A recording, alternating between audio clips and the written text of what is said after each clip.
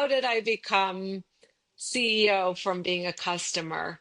By saying hello to someone the next day. So at the time I walked into Blushington back in 2014, I walked in as a customer. My PR firm at the time said to me, listen, Natasha, you're 40 years old. We can't send iPhone pics. You have to have a headshot and some makeup. And I said, I've never really loved my makeup experience. And I think a lot of women can relate to that, where you sit, you spend all that time, then you're forced to buy something that you don't even want, and you don't like how you look. So I went with real skepticism. So the next day after my Blushington experience, I was having breakfast with a young woman raving about Blushington. And lo and behold, she did their PR. And I said, would it be possible to meet the founders of Blushington? And that day she put me on an email. Welcome back to this episode of Secrets of the Career Game. So many people are trying to navigate a corporate world that is laden with secrets, cleverly hidden, and unspoken rules to a game that most employees don't even know that they're playing. On this podcast, we try to give you a peek behind the curtains and some tips and tricks to ultimately make you successful in your career and help you progress a little bit faster. Welcome back to the pod, lovelies. Today we have a fabulous guest for you. We have Miss Natasha Cornstein joining us. Natasha's journey with Blushington didn't really start just as an executive. She started as a customer. Now she is the CEO, which is a wild journey to have gone on. Transformed it from brick and mortar into now this technology driven franchise powerhouse, all while being a mom, a spouse, having friends, living her best life as a woman, doing all of the things. And so we're so excited to have you on today's episode. Thanks for being here. Well, thank you so much for having me. I'm really excited to be here. I love what you do and the forum you've created, and excited to have a conversation with you. Well, Natasha, why don't you tell listeners a little bit about your background? Obviously, you've been on this wild journey as you've progressed to now CEO of a large company. What has that looked like for you? My journey to becoming a CEO did not start out with any set idea in mind. I was born and raised in the Midwest, won a fellowship to come to New York City. I'll never forget calling my dad and saying, I'm so nervous. I just so nervous. Do you think you could meet me? And when I got off the airplane, he was standing there waiting for me. And we drove into New York City in a yellow taxi, just like I had seen in the movies, and eyes big and looking out, and said, I don't know if I can make it here. So, for anybody that thinks that they can't make it in New York City, that song is so true. If you can make it here, you can make it anywhere. So, don't be intimidated by big cities or big dreams. I came with that, with a dream of living in New York City, and one opportunity led to the next. And the reason it did is because I think I was always open to having conversations, always excited about getting to know people of all ages, all backgrounds. And I wasn't on this mission that I had to meet certain people or I had to follow a certain career path. It just was really about this building block and this layering of meeting people that maybe opened a door I would have never considered. So, yes, my career has been very non-traditional, starting on the overnight assignment desk at Fox News, working what they call the graveyard shift. So I would get to work at 11 p.m. I would leave, long after the sun came up. And then one thing sort of led to another that got me where I am today. And we can go into as much or as little detail. But I would say to anyone listening or part of our conversation today, my mantra in life and in my career has always been your next hello can be your future. So just be open to talking, to listening, not for the sake of it. That word networking to me is so transactional. Be open to talking and meeting to people. You never know where it will take you. And that's what my career has been. I love that. And it's so true what you're touching on. We talk about networking a lot on this podcast. And one of the big pieces of advice I always give people is you need to be building relationships before you need them. If you wait until you need to know somebody to start talking to them, it's going to feel inauthentic. We're not going to build the same level of connection. We're not going to have that same clarity in what do they need? What's important to them? Who are they as individuals? So I love that you're bringing in this soft skill piece because I think it's incredibly underrated when it comes to career progression. So, how did you end up at Blushington and now in the CEO role? So, you're building all these amazing relationships. You've moved from film and TV. Now we're over here in the beauty industry. What did that journey internally look like for you? Well, it was a wonderful journey. And before I touch on it, I just want to go back to what you said because it is so crucial. Your insights, I can't underscore enough to people how important it is to, again, whoever it is, wherever you're meeting with them, to stay in touch, not to be annoying, but right, because it can, there is a fine line, but to stay in touch, wish a happy new year, find out how their launch of something went, congratulate them, follow them on LinkedIn, follow their journeys. And I admire my own husband so much, who's always run his own businesses, but he is amazing about staying in touch. And I think that's part of what makes him so respected in his industry. And he taught me that exactly the advice you gave. So don't be in touch when you need something. Build the relationship. I love that advice, and it's informed both of our careers. How did I become CEO from being a customer? By saying hello to someone the next day. So at the time I walked into Blushington back in 2014, I walked in as a customer. My PR firm at the time said to me, "Listen, Natasha, you're 40 years old. We can't send iPhone pics. You have to have a headshot and some makeup." And I said, I've never really loved my makeup experience. And I think a lot of women can relate to that, where you sit, you spend all that time, then you're forced to buy something that you don't even want, and you don't like how you look. So I went with real skepticism. And then I opened that door, Kendall, and it was love at first sight for me. I loved the environment. I loved the warm welcome that I received. And then I loved sitting in that makeup chair with an artist that said, "What is this for? And what do you like or not like?" And it was this incredible exchange and listening experience. And I always say when I stood up from that makeup chair at Blushington, I felt like a supermodel. So the next day after my Blushington experience, I was having breakfast with a young woman raving about Blushington. And lo and behold, she did their PR. And I said, would it be possible to meet the founders of Blushington? And that day she put me on an email, and we spent months getting to know one another by email, by phone, before we met up in person in New York City and was offered the job. So it was just an extraordinary, I think, maybe not culmination because it was the beginning of something new, but really this inflection point of that open mindset, that willingness to listen and get to know people that opened the door of a lifetime for me. It's such a great story. And I don't know, Natasha, if you know this, but in addition to being that career coach and running this podcast, I also do pageantry. So I'm very familiar with the experience that you're describing of sitting down in a makeup chair. And by the time they're done, you're like, I hate this, but I can't say anything because I just paid a lot of money. And even though I don't like the way my face looks, I'm going to smile and say it's great. And I'm going to run like I stole something. And so I love this So experience. funny.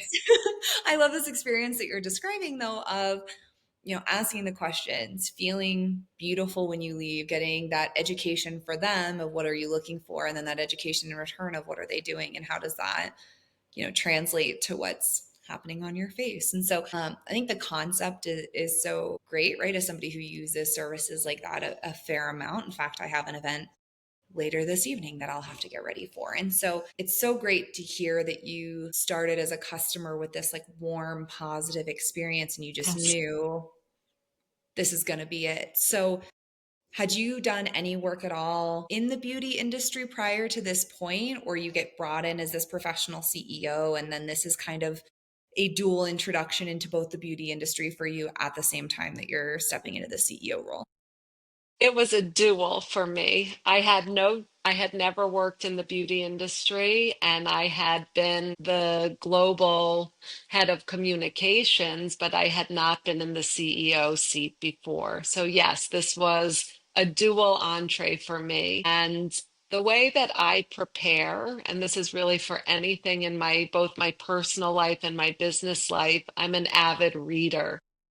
And I have built tremendous relationships, both personally and professionally, over my career and throughout my life that I really count on, peers and mentors. And so the moment that I was offered the job, I dove into as many books as I could find about the history of the beauty industry, about the beauty industry today, about brand development, about becoming a licensed cosmetologist, and also read leadership books and spoke to leaders and had enough experiences at this stage in my life to understand qualities that I had loved about the leaders I had worked with and for, and qualities that I maybe did not want to emulate. So I can tell you, Kendall, that there was a learning curve for me, that I was a quick study. I've made plenty of mistakes over the decade that I've been in this chair and feel really great about all that I've learned along the way to become the CEO I am today, which I would say I run a very horizontal organization. I consider myself a servant leader. I don't think I came into the seat that way. I had a very different sort of top down mentality when it is really a bottoms up and horizontal organization that thrives, or at least in my leadership experience, has been the greatest success has been that transition in leadership style. And I learned it, and I imagine most people in this seat learn it through trial and error. I think those of us that progress and I think that lead companies that are growing and thriving, you have to be willing to be introspective, to acknowledge mistakes you've made or things that you could have done better or differently. I have no trouble apologizing, which is something for whatever reason I would encourage to anyone that's listening. Saying I'm sorry costs nothing. And having that willingness to be, to reflect on what part you've had or how you could have done something better or differently, it is really important, and then do it better or differently. So I'll do a post mortem on a meeting, on events, on something that we've launched and I always ask the question, what could I or we have done better or differently? What should we consider doing the next time? And be really open to that feedback. And not in a performative way, Kendall. I think a lot of leaders say, share your ideas and tell me what you think we can be doing or trying. And then it sits in the suggestion box or the inbox, or it falls on deaf ears. And I've learned that is the fastest way to disengage your team and the fastest way to build loyalty, create retention on your team is by truly listening and then executing. And sometimes that executing is just responding and explaining this, we're not going to do this right now. Here's why. And sometimes it's going to be amazing. Now come back to me with a plan and let's figure out how we're going to get this going. So many great nuggets that you just touched on, Natasha. I'm like, we could do entire podcast episodes on just like the big three things you touched on. Um, but I love that for you, you get this new role. And what I didn't hear you say was I had massive imposter syndrome. I had terrible anxiety. Felt like I was going to fail, which I think so much the commentary now is, yeah, we all have imposter syndrome. We're all struggling with this. And to an extent, that's true. There's plenty of roles I've stepped into where I was like, I have no idea what I'm doing, but I'm going to wing it. But I love that your solution to that was great. What do I need to learn so that I can feel confident when I get in this seat? I'm going to read everything I need to know about the beauty industry, about cosmetology, about leadership. Then I'm going to look at myself as I'm doing this job and go, nope, that wasn't it. Pivot and learn something new. And so the three things you touched on of like reading and learning, doing your research, being introspective, and then listening to your team. I think that's almost a master class in how do you be a great leader? How do you Thank you. progress your career? Because so often we think, oh, well, but I haven't done that job yet. Or, oh, well, I messed that up. So people must not think highly of me anymore. They must not want me to do this anymore. Or I'm never going to get promoted. And the reality is that what you shared is so true of so many of us at so many different levels in our career. It's not just about the days where we're perfect and everything goes our way. In fact, I would argue I have very few of those, but it's the days where we have to say, hey, I'm sorry, you brought this up. You were right. Let's go with your idea. How do we make a plan? How do we learn from this? Hey, I don't know how to introduce this new model. You just changed business models. I have no idea how to run this new business model. I got to research. I got to learn about it. I got to study it. I got to talk to people who've done it. Yes. So many great things that you did in this journey that I feel almost get overshadowed with, but she's a CEO. Like she was already there. And I love that what I'm hearing from you is like, nope, I was not there. But what I was willing to put in the work to do all the things I needed to do to be ready for this opportunity. That's absolutely right. And when I look around at CEOs that I admire, they generally, you hear all the time, I started in the call center, or my husband has worked in sports for 20 years. Many of the GMs of today and the head coaches of today were in the video room, 20 years ago. So there is no, set path here. There's no magic formula. And sure, there were plenty of days that I was nervous or scared, or days that I made mistakes. Um, I make mistakes almost every day. And then it's how do you recover from them? How do you pick up the pieces? And when you are sitting in my seat, you have to dust yourself off pretty quickly and move forward. And I would say again to anyone listening, be bold and be introspective. And sometimes those two don't always go hand in hand. And for me, that has been a really winning formula to be willing to take risks, to be willing to be bold, but also to be willing to acknowledge when things didn't go well and to understand when they did and how to double down on that. But I don't double down when I'm wrong. I don't double down when I've made a mistake. And to your point of, I have no trouble saying you're right. I have no trouble with saying I'm sorry. And so, again, finding that combination that's right for you, and that I had to find what's right for me. That's very different. So when I do all that reading, like I talked about, and will tell you, Kendall, and I will tell those that are with us today. Every morning, my first hour of my day is about reading every day. And even if I have a packed schedule and I don't know how I'm going to fit it all in, I do take that time every day. I think it's crucial. And I think it's been a big building block to, the success my team and I have had up until this point. Yeah, and I do something very similar in the mornings, right? So people who have followed me for an extended period of time, we're always doing a book club. We read a book every single month as a Amazing. community because I'm that same way. I feel like when I'm reading, I'm learning new things. I'm tapping into somebody else's perspective. I get to think about things in a different way. So I love that as a morning ceremony that listeners can take away and start to implement in their own lives. I'd love to kind of flip the script on this just a little and say Absolutely.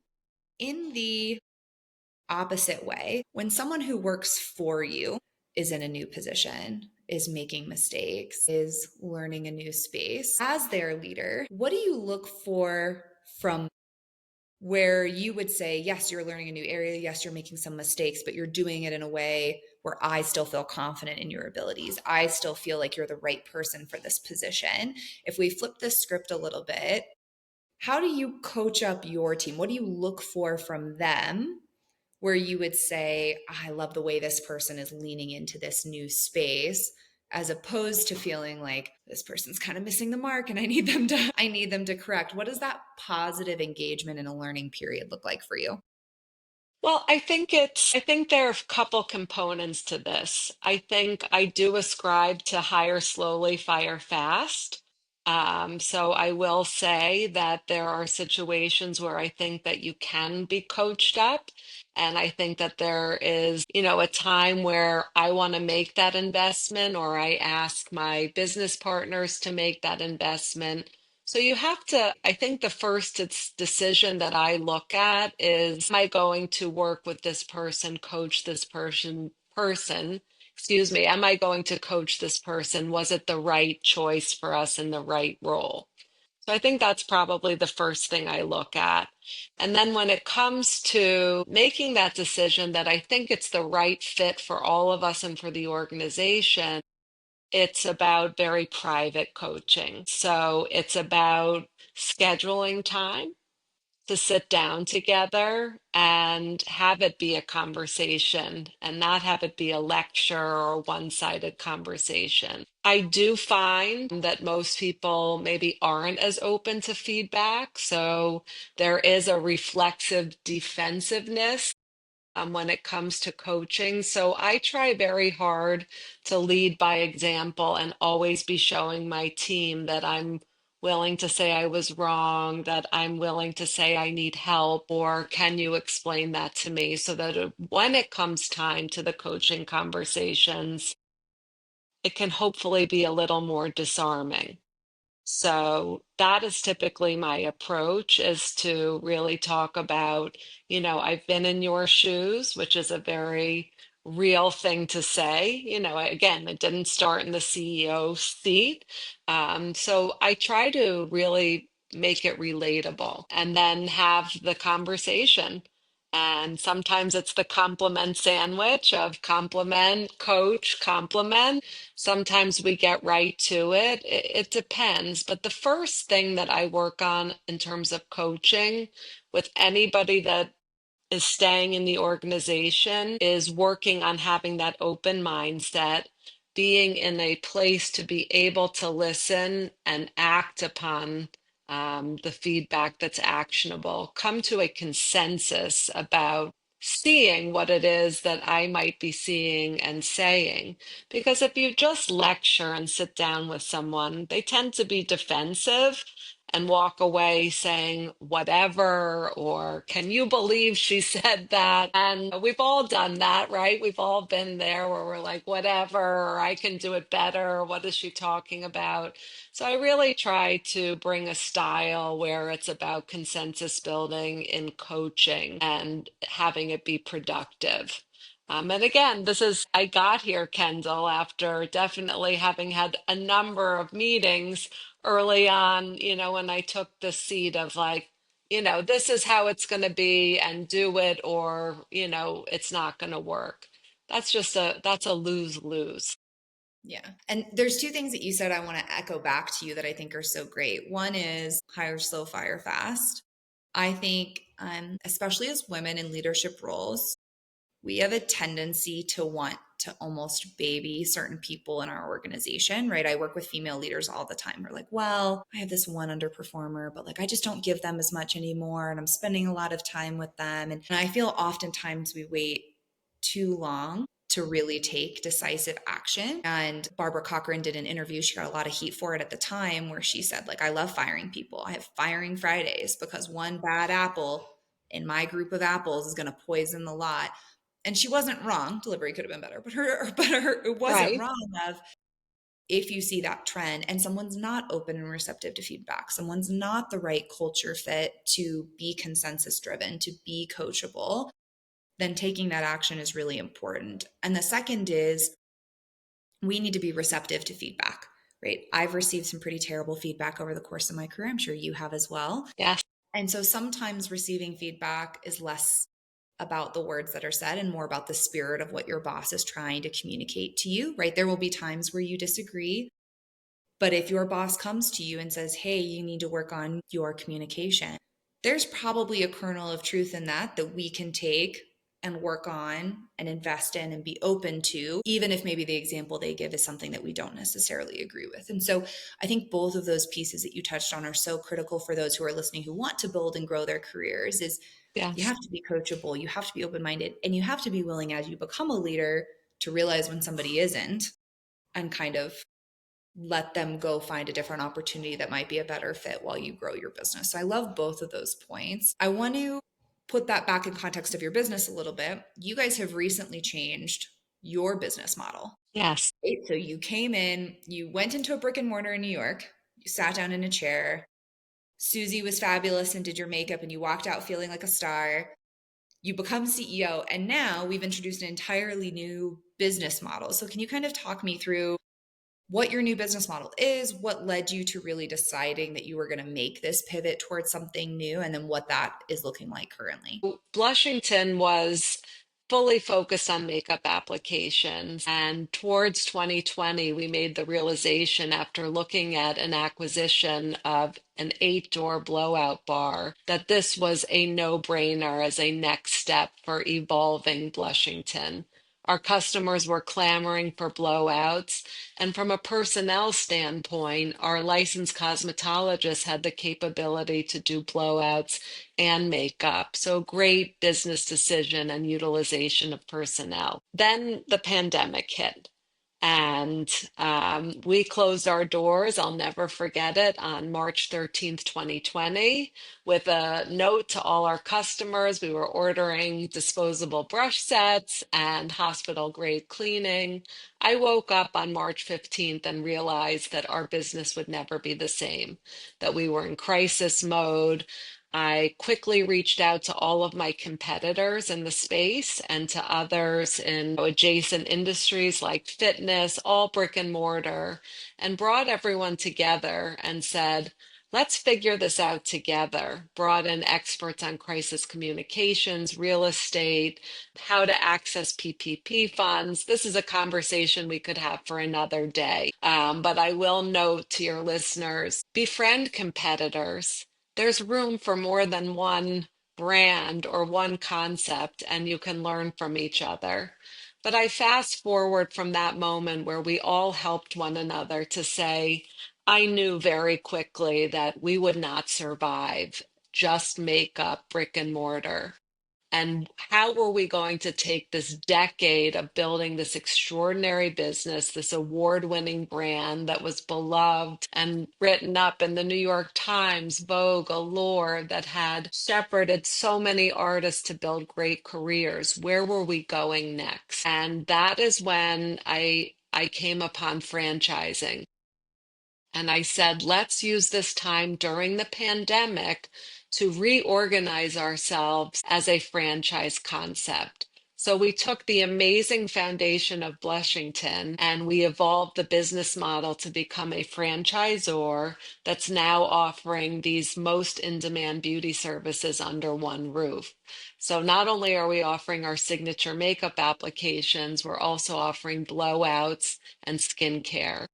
And what I love about the way we offer our beauty services at Blushington is that it's beauty for all. And what do I mean by that?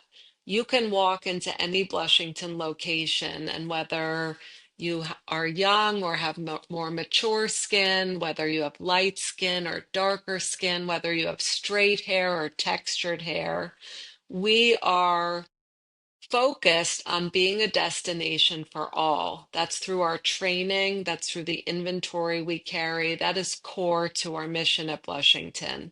And I think that's what sets us apart. So as we go out to build our franchise network, we're looking to open over 100 locations. We've just sold our first 3 locations, one in Boca Raton, two in Houston. Both of our franchisees are existing Blushington customers, which I think is amazing.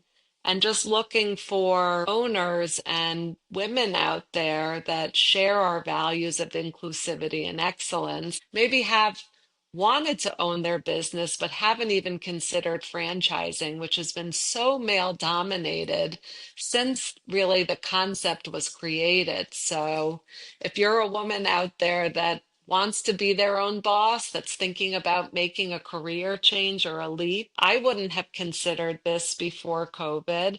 And now we're an emerging franchise brand. So just wanted to toss that out there. Yeah, I think it's so awesome that there was so much power in this pivot that you chose to make. You touched on how you brought competitors in and you brought specialists in and crisis managers in. And for you to be so community focused in a time where so many people were the opposite, right?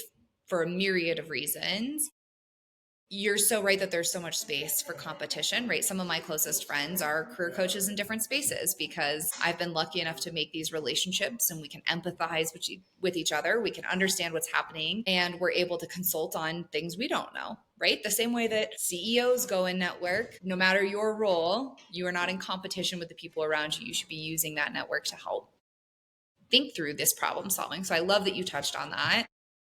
And then to pivot into this franchise model had to be scary, right? We're in the middle of the pandemic and you're like, I have this great idea. Let's open a bunch more brick and mortar stores when we come Yes. out of this on the other side and empower female business owners and make sure that we've got this beauty for all reaching more people. So as you're leading your leadership team, what did that feel like for you, the individual, right? There's part of it that's the business aspect, but there's part of it that's Natasha walking into a room and you're like, and I've got a plan and it might sound crazy, but this is where we're going. What did that look like and feel like for you on that journey? It was survival mode. Kendall, these were not normal circumstances. And so we had really a choice. And as the leader of this business, I had a choice. Do we give up or do we start over?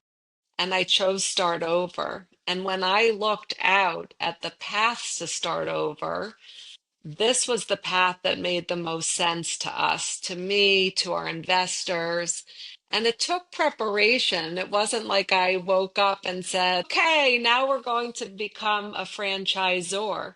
This was, again, through research, through thinking through many sleepless nights of how can we salvage this incredible brand that we built?